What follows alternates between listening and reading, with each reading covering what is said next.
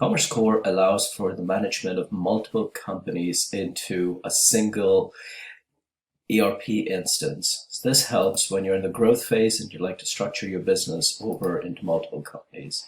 This demo, I've got 4 different companies, and I'm going to activate all of the companies, and I'm going to tell CommerceCore by that to show me the data pertaining to all 4 companies.